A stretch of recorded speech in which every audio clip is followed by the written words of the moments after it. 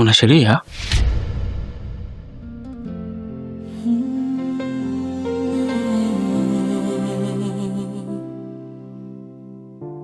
Kweli kikulacho kipo kingoni mwako.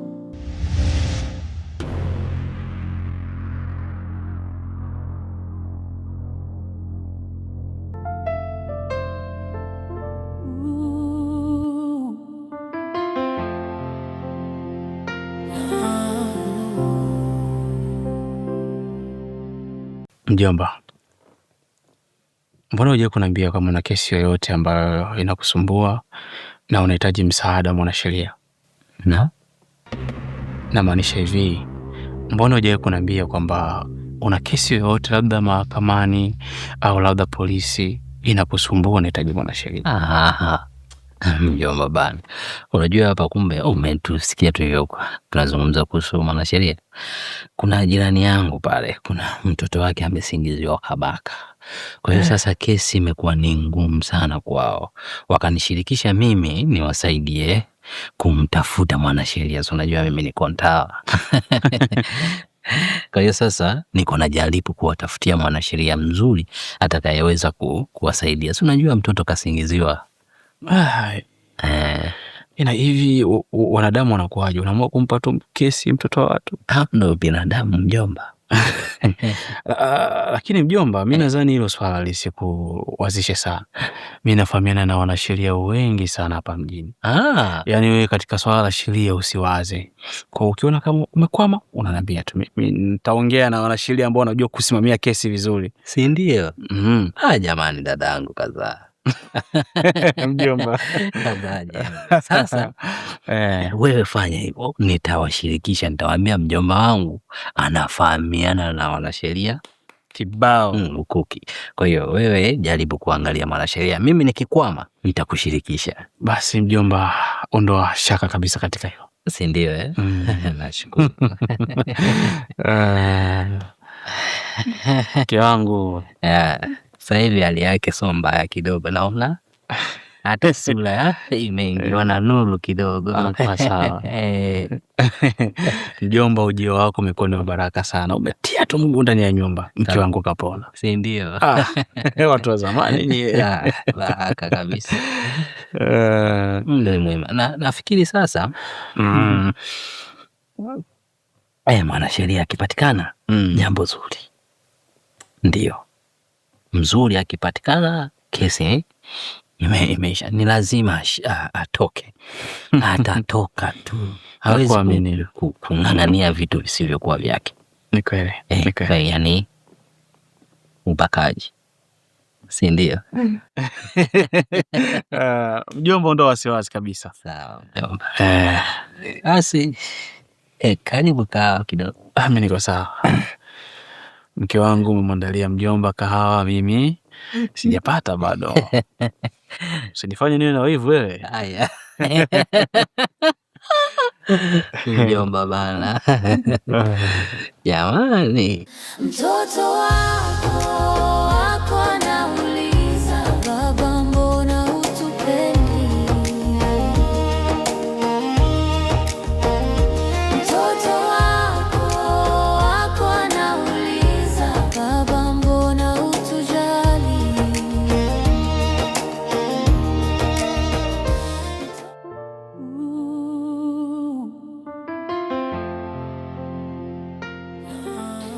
Kwa hiyo unataka kunithibitishia kama wewe ni mke wangu wa ndoa?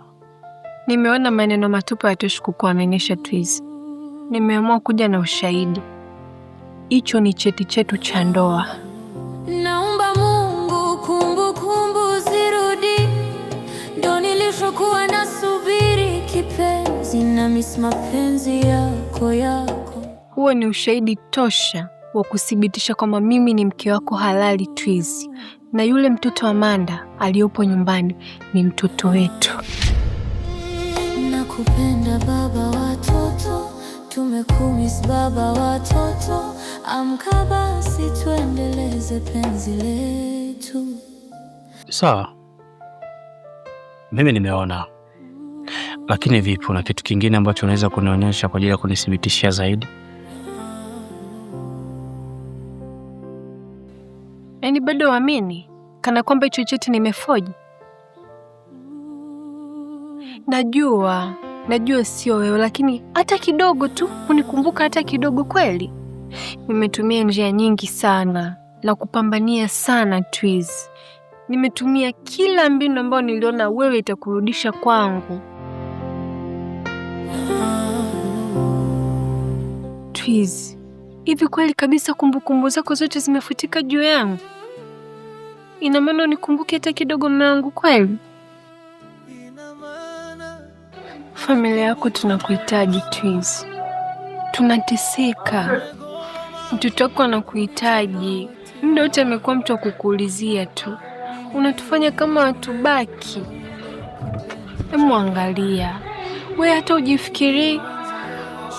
Sisi kama familia yako tunahitaji uwepo wako. Hivi kweli mimi ningekuwa sina mahusiano yoyote na wewe, ningekuwa nahangaika mpaka sasa hivi? Umetelekeza mke na mtoto. Tena mke wako halali na mtoto wako wa damu. Jaribu basi kunipa nafasi hata kidogo tu. Ukijaribu kuniamini Twiz, naahidi nitakusaidia. Nitapata hata nguvu ya kukupambania mume wangu. Yule mwanamke sio kabisa. Twiz, Adela ni mchawi. Anakuroga. Nimekusikiliza na nimekuelewa vizuri sana. Unajua Mai, kwa sasa hivi napitia situation ngumu sana, na hali ya mke wangu inazidi kunichanganya kila siku. Nashindwa kabisa kuelewa kinachoendelea. Umezungumzia swala la kiuchawi, na pale ndani kuna vitu sivielewi kabisa. Kwa hiyo mimi nadhani namna nzuri ya kufanya, nitaleta mashehe pale nyumbani, nitaleta wachungaji, ili nifahamu ukweli kwamba haya unayoongea ni yenyewe au ni propaganda tu, kwa sababu unahitaji uweze kuwa na mimi. Mimi nadhani tuishie hapo. Mimi ndio yule kipenzi chako, tulioanzia shule nikiwa wako. Wamekugeuza msukule, unikatae bure. Na kupenda baba japo unikumbuki. Naecheka na ndio adui yako,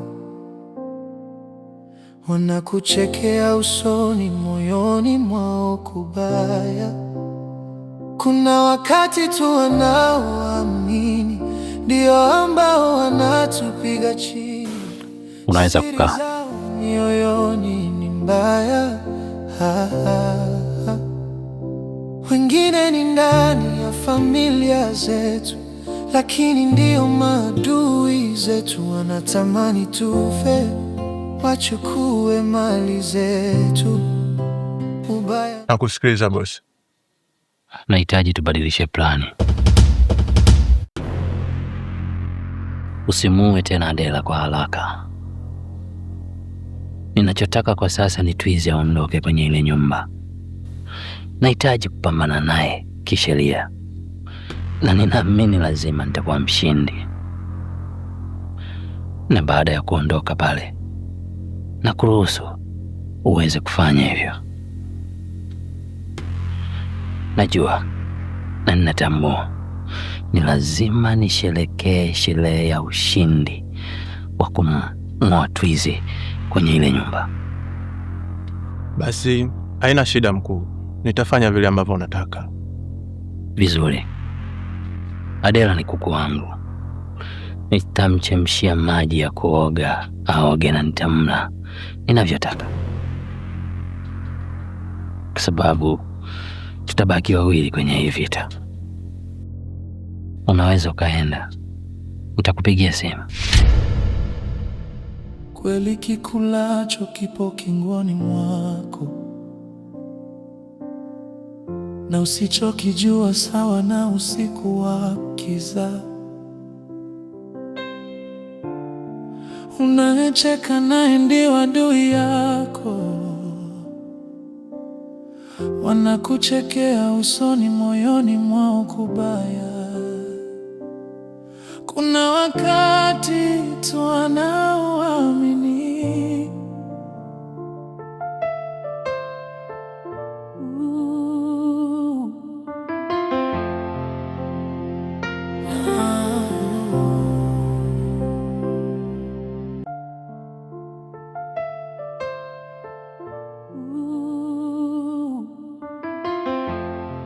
Nisikize kwa makini mama mbaya. Kila kitu unachokifanya kuhusu baba nakifahamu. Cha kwanza, umechukua kivuli cha baba umekipeleka makaburini. Cha pili, umefunga nyota yake. Na cha tatu, na umemfanya baba atusahau. Sasa basi, fanya kwa namna yoyote umrudishe baba kama mwanzo. Usipofanya hivyo, hatutaelewana. Amanda, lakini unazungumza maneno gani hayo? Mbona kitu unachokizungumza mimi sikielewi? Mimi sijui hata maneno unayozungumza. Mimi hamna kitu chochote nilichomfanya baba yako. Unasemaje? Basi sawa Amanda, nimekuelewa. Nitafanya kama ulivyoniambia.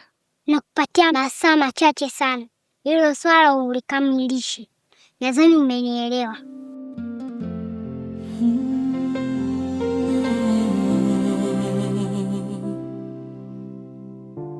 Kweli kikulacho kipo kingoni mwako.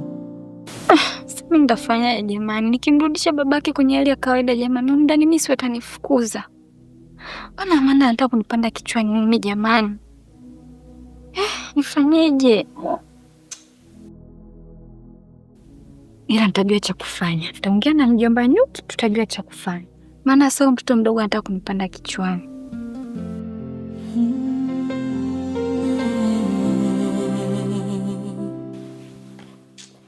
Mtoto mdogo kama huyo nipate mimi kichwani mtulize. Takaonyesha.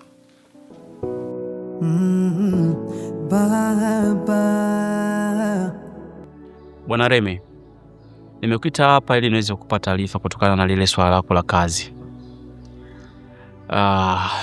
Kwanza naomba nisamehe sana kwa sababu hapa katikati nilikuwa nimezongwa na mambo mengi sana, nikawa siko sawa. Lakini nikasema hapana, shemeji yangu lazima aweze kupata kazi ili aweze kupushi maisha yake. Kwa hiyo kazi umeshapata na kesho asubuhi unatakiwa ufike kazini mapema sana. Shemeji, kusema kwa nashukuru sana kwa sababu hichi kitu nilikuwa nakitafuta kwa muda mrefu sana na leo nimefanikisha kukipata. Labda nikuahidi kitu kimoja bwana shemeji, nitakuwa mfanyakazi bora katika ofisi yako, sitokuangusha hata siku moja. Kwa hiyo kama ulivyoamua kuniamini na nitakuaminisha shemeji yangu. Asante pia kwa shukuru. Unajua ni jukumu letu sisi wanaume, tunatakiwa kusapotiana panapowezekana. Kwa hiyo wewe ndio wasiwasi. Alafu kwa sababu ni mwezi wa kwanza unaanza, mshahara wako utakuwa ni shilingi 500,000. 500,000? Ya, 500,000. Lakini pia kutokana na masuala ya usafiri, huwa tunatoa posho shilingi 10,000 kwa siku. Unaona, ukishamaliza kazi yako, kabla kuondoka unapita kwa secretary pale unachukua pesa na ule. Nadhani hapo nitakuwa nimekupushi kidogo shemeji yangu.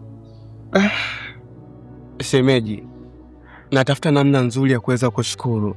Nakosa kabisa.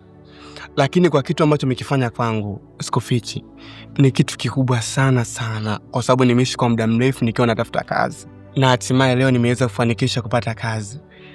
Yaani sijui nikupigia magoti. Haina haja kabisa shemeji. Mimi kikubwa ambacho ninahitaji kukiona kwako ni uchapa kazi, ni kuona ukijituma kuliko mtu mwingine. Ukiweza kufanya kazi vizuri, basi nitahakikisha na kutengenezea nafasi nzuri pale ofisini na hata mshahara wako utapanda. Ndio jambo la msingi ambalo mimi naweza kufanya kwenye maisha yako. Hiko ndo kitu cha msingi ambacho naweza kufanya kwenye maisha yako shemeji. Ushindo wewe? Shemeji, mimi niseme asante sana kwa sababu moyo kama wako watu wengine hawana kabisa. Kwa hiyo Mungu akufanikishie katika masuala yako, uweze kuwa mtu mahiri sana katika ofisi yako pia. Asante. Tuendelee kupata vinywaji.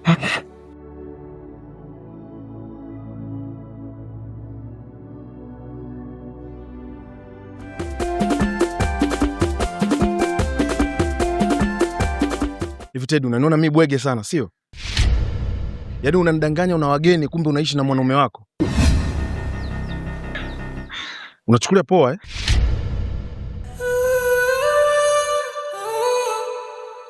Sinaongea na wewe? Samahani sana Kije. Yule ni mume wangu, nilikuwa naishi naye toka mwanzo, lakini tulikosana. Kwa sasa amerudi. Nilikuwa natafuta tu muda kukueleza hili swala. Naomba nisamehe sana. Hivyo mwanamke, unajisikia unachokiongea? Yaani siku zote nakugaramikia, nakupa kile unachokihitaji, kumbe nakulea wewe na mwanaume wako. Hivi inakuingia akilini? Au unaniona mimi bwege sana? Yaani juzi tu nimekupa 500,000. Kumbe ninavyokupatia pesa na kuhudumia wewe na mwanaume wako. Teddy, hivi unanichukuliaje mimi? Lakini hani, punguza hasira. Ili swala lazungumzika, naomba nisamehe. Niachie.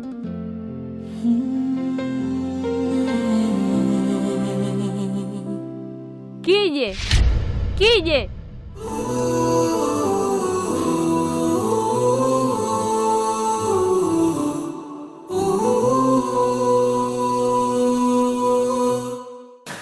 Adela, hizi ni dokumenti za mahakamani zitakazotumika kumng'oa Twizi na kumnyang'anya mali zote. Kwa hiyo muda si mwingi tunaenda kuwa washindi. Ni lazima tusherekee ushindi wetu Adela. Lakini Adela, tusije kuwa tunafanya hili jambo alafu wewe unampenda sana mmea, mwisho wa siku ukaanza kuingiza wivu kwenye hili jambo. Najua hiki kitu tunachokifanya sasa kinaenda kumpoteza kabisa Twizi. Atakapoamka kajikuta hana kitu chochote kwenye maisha yake, ni lazima apate mshtuko. Mauti lazima yamkaribie mapema kabisa. Kwa hiyo sihitaji huruma kwenye hili jambo. Mjomba, mimi sijali kabisa chochote kuhusu Twizi. Yaani hata akifa, mimi sijali. Sina msaada naye. Unachotakiwa kufahamu mjomba, mimi niliolewa na Twizi kwa sababu ya mali na si kingine. Kwa hiyo sijali kitu chochote kibaya kitakachomkuta Twizi. Mimi ni I don't care. Sure. Yeah. Nimependa ujasiri wako. Hongera kwa hilo. Sasa kama ikitokea Twizi ametoweka kwenye uso wa hii dunia, si naweza nikamlisi? Nikamlisi Twizi? Hapana. Hicho kitu hakiwezekani kabisa mjomba. Yaani ni bora niolewe na mwanaume mwingine, lakini sio wewe. Jamani, kwa nini sasa wakati tunadumisha ushirika wetu tunasherekea ushindi? Basi bana, mshirika wangu, usije ukaanza kununa tena. Nilikuwa natania tu. Sasa ili jambo tulifanya lini? Kesho mapema sana. Sana. Ili jambo leo limeshakamilika. Mapema kabisa. Sende. Good. Kuna wakati tunaoamini ndio ambao wanatupiga chini, siri zao mioyoni.